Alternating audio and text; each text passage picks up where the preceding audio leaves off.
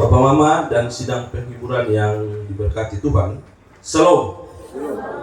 Keluarga besar Detan, Bunda, Maud, Kakak Dufa, Kakak Iksan bersama dengan saudara-saudara dari Bapak Joni dan kita semua yang hadir di tenda duka cita malam hari ini. Tema renungan yang saya pilih untuk kita pada malam hari ini adalah kasih Kristus yang tak terpisahkan. Kasih Kristus yang tak terpisahkan. Bapak Mama yang dikasihi oleh Tuhan kita dalam Tuhan kita Yesus Kristus, khusus untuk keluarga duka, Kakak Dufa, Kakak Iksan, Maud dan semua keluarga, kita berkumpul saat ini, keluarga berkumpul dengan air mata karena kehilangan orang terkasih.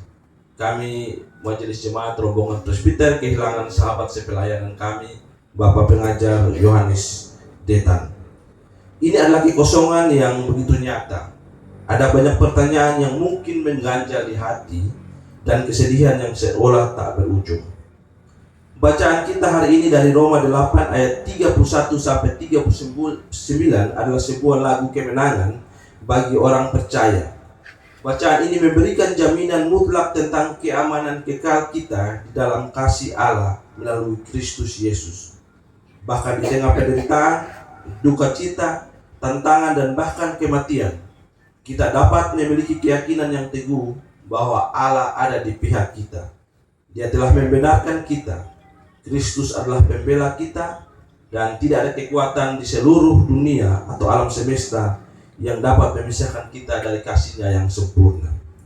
Karena itu, mari kita belajar tentang kebenaran firman Tuhan pada malam hari ini. Yang pertama, kita belajar bahwa di tengah pertanyaan atau ketidakpastian, Allah pasti ada di pihak kita.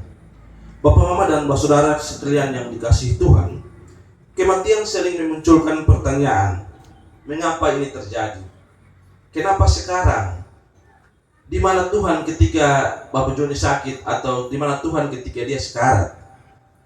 Tetapi ayat 31 memulai dengan pertanyaan yang kuat. Jika Allah di pihak kita, siapakah yang akan melawan kita? Di tengah duka cita dan kebingungan kita diyakinkan bahwa Allah ada di pihak kita. Mari kita pikirkan sejenak. Tuhan yang Maha Kuasa, pencipta semesta, Dia sanggup melakukan segala sesuatu, memilih untuk ada di sisi kita, bukan sekedar sebagai pengamat Bapak Mama, tetapi Dia menjadi pembela kita. Lebih jauh lagi di ayat 32, Dia mengingatkan kita bahwa Ia tidak menyayangkan anaknya, tetapi Ia menyerahkan anaknya untuk kehidupan kekal kita. Karena itu, di mana yang Tuhan tidak baik, bahkan anaknya sendiri Dia serahkan untuk dosa-dosa kita. Kasih macam apa yang tidak kita rasakan dari kasih Allah itu? Karena itu kita mungkin berduka, tetapi duka itu tidak memisahkan kita dari kasih Kristus. Hal kedua, di tengah rasa bersalah dan tuduhan ada pembenaran Kristus. Ketika ada duka cita, pasti ada rasa bersalah. Kadang-kadang kita bilang, coba dulu beta jaga dia baik-baik.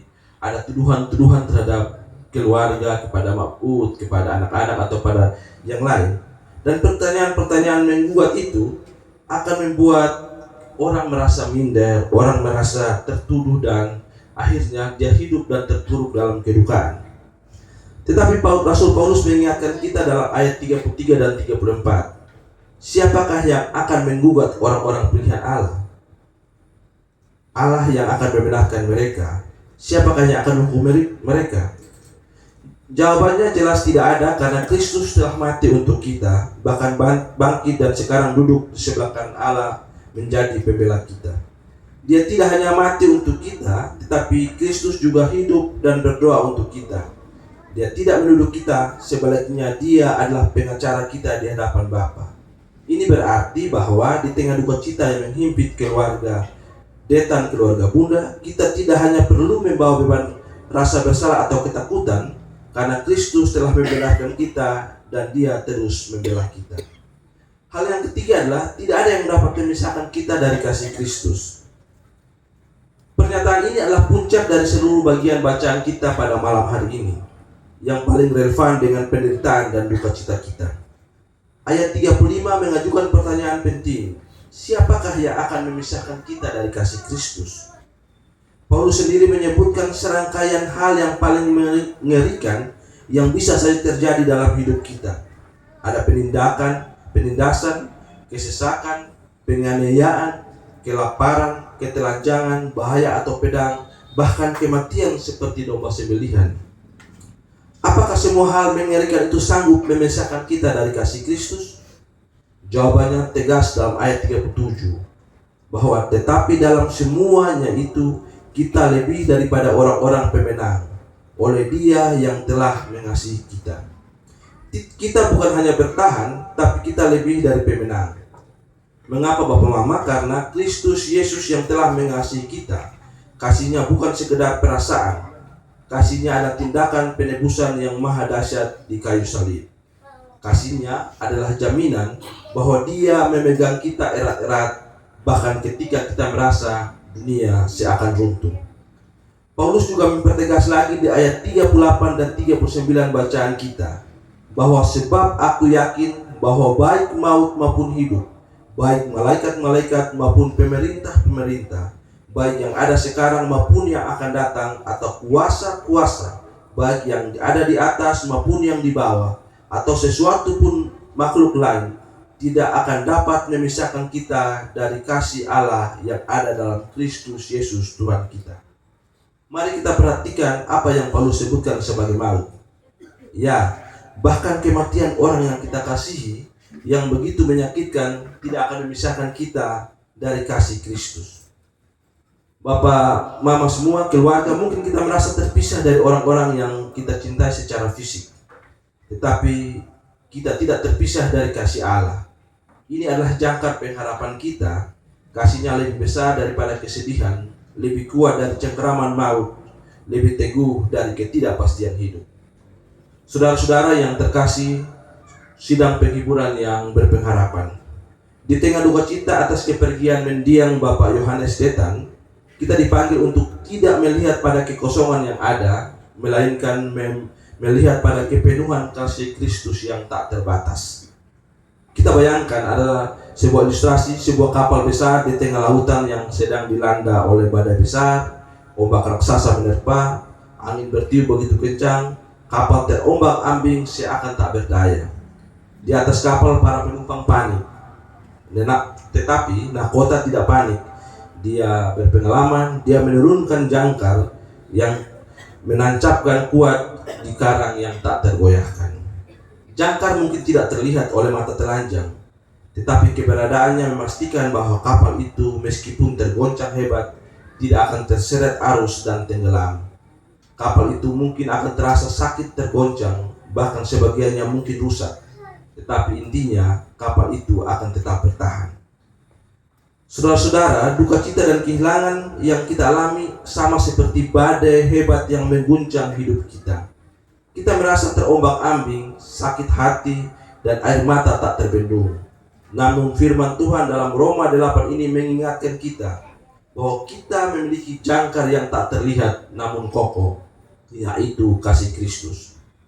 Meskipun kita mungkin merasa hancur, terguncang oleh ombak kesedihan dan kepedihan, kasih Kristuslah yang menjadi jangkar kita. Dia menancapkan erat pada batu karang keselamatan, yaitu Yesus Kristus sendiri. Maut mungkin terasa seperti ombak terbesar yang menerpa, tetapi ia tidak dapat memutuskan tali jangkar kasih Kristus yang mengikat kita erat-erat kepadanya. Kita mungkin berduka, tapi kita tidak akan tenggelam dalam keputusasaan, karena jangkar kasihnya menopang kita. Kristus selalu ada di pihak kita, bahkan ketika kita merasa lemah. Kristus Yesus selalu membenarkan kita, menghapus segala tuduhan dan rasa bersalah terhadap kita. Dan yang paling penting, tak ada satupun, bahkan kematian sendiri, yang dapat memisahkan kita dari kasih-Nya. Kasih Kristus adalah tali pengaman yang tak akan putus. Kasih-Nya adalah pelukan hangat di tengah dinginnya kesendirian. Kasih-Nya adalah pengharapan yang tak akan padam di tengah kegelapan duka cita. Karena itu, biarkanlah kebenaran itu menghibur hati kita, hati keluarga, hati Maud, hati kakak Dufa, kakak Iksan, dan semua kakak beradik. biarlah kita bersandar sepenuhnya pada kasih Allah yang ada dalam Kristus. Kita mungkin menangis, dan itu wajar. Kita mungkin berduka, itu manusiawi.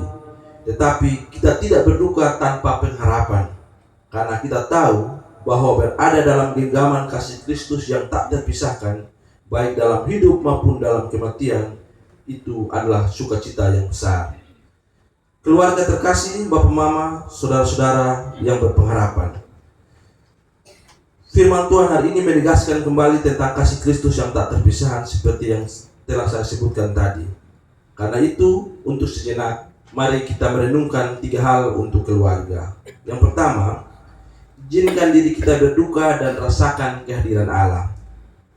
Pertama-tama, izinkan kita untuk berduka. Jangan kita merasa bahwa iman kita lemah jika kita menangis atau merasa sedih. Dalam Alkitab, Tuhan Yesus sendiri menangis ketika Lazarus meninggal dunia.